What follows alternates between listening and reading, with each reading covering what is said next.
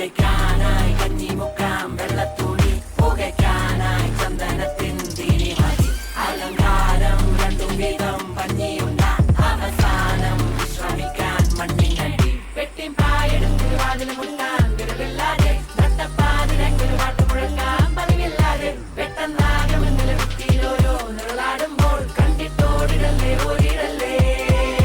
ചെയ്യും പിഴ പിഴ പിഴ